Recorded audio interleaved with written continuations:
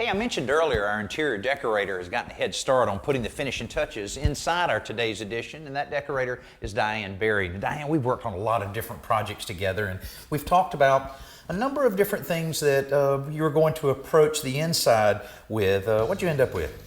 Actually, I'm starting with an upholstered headboard, which is going to go on the wall, and the bed to follow. I thought about creating a little reading area over in this spot, this part of the room. Perfect with all the light here and looking out into the garden that we created and all that. Exactly. So I thought this would make a nice reading spot.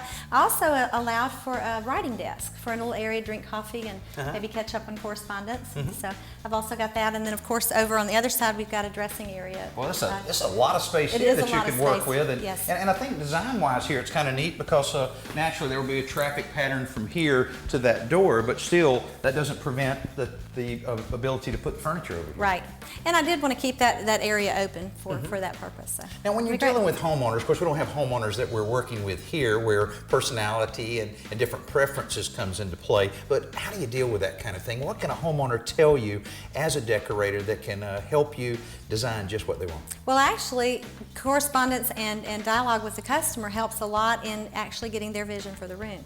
That's the most important part. It needs to be their room. It needs to be something that they're going to really enjoy. So I spend a lot of time with that, trying to figure out exactly what it is that they have planned for the room. And I guess every now and then you come across a homeowner that just goes, "Oh, do your own thing." Exactly, and that's always fun too.